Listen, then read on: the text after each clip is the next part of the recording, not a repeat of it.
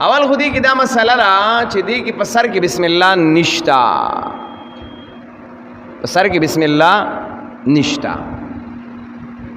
تقریبا دو درې حکمتونه دا علماء بیانوي چې دا بسم الله ولی نشتا. یو حکمت خدا بیانوي چې دې سره الله بسم الله نازله کړي نه ده، بس خبره ختم.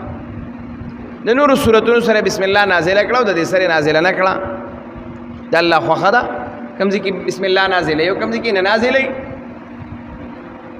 دویمه خبره دارا چې بسم الله نازله نشوا نو څه مسله ده. نو بعض چا داغه حکمتونه ذکر کړی دي چې وای دا جزء من سوره انفال، چې کومه خبره په سوره انفال کې دا اکا سلسله را روانه وا نو جدایي ته څه ضرورت نو، دام جزء من سوره انفال دی. د بعض علماء قول دار چې د سوره انفال نه یو جزء دی، بس دغه د وجه نه بسم الله مینس کې ذکر نه کړه. خیال دې خبره ده. دویم دالی کی چې بسم الله نه ذکر کول په دې ځای کې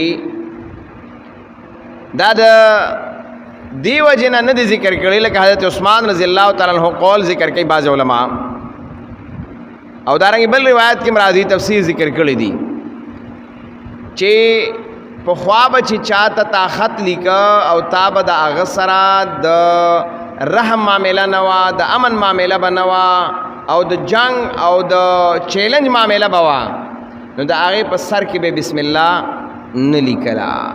نو د هغه نه به معلومه شو چې دا خط دی کې مونږ ته وارنټ دی یا چې کوم دی نو څه دمکی ده یا څه د جنگ مسله ده.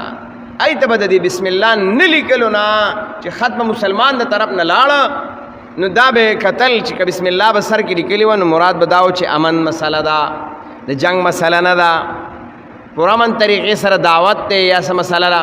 خو چې بسم الله به پکې نه وه نو د هغې نه به دا معلومېده چې خبره ګرمه ده.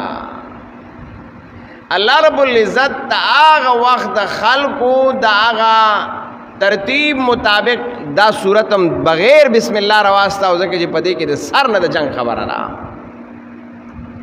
ابتدا نه ګوره که سوره انفال کې ګوره هغې کې د جنگ مسلې وي، ولیکن هغه د ابتدا نه بدلې مسلې، صفات د مؤمنانو بیانېدل او دا بیانېدل او د غنیمت څه مسله ده، سر کې دا ټولې مسلې بیان شوې، نه بعد چې دی نو بیا قاعدې د جهاد بیانې دي.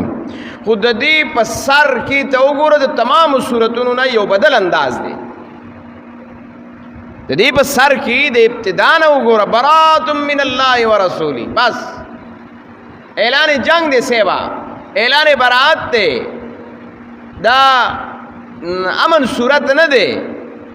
اوس به د جنگ مسله ای نو مشرکانو ته دا یو چیلنج، کافرو ته یو چیلنج یو دمکی وا او یو دغه ورکولو چې یره ورکولو. نو په دې کې ځکه د هغه عربو یا د مسلمانانو چې کوم ابتداءً کوم طریقې کار هغه چالو کړو، نو د هغې مطابق هغه مسله جاری او ساری وګرځېده. نو ځکه وایي دا بسم الله رانه وړله. نو دغه وجم علماء کرام هغه لیکي.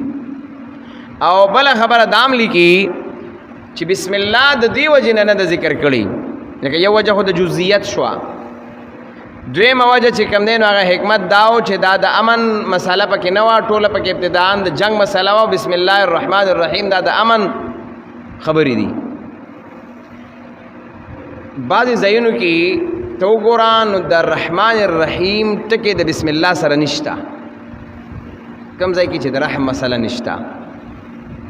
او کم ځای دی کله چې څاروی حلالې نو هلته بسم الله الرحمن الرحیم نشته، بلکې هلته سری بسم الله الله اکبر.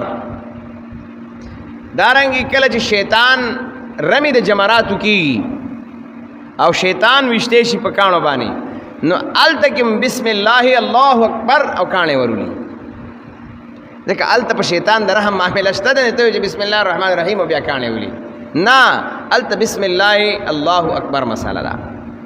نو کم ځای کې چې د نرمۍ د رحم مسله نشته دی، ځکه چاړه راکاږي نو دا ظاهر کې خو د رحم نه ده، نو هلته د الله د بړایۍ خبره ده او یاړو شته دی نه.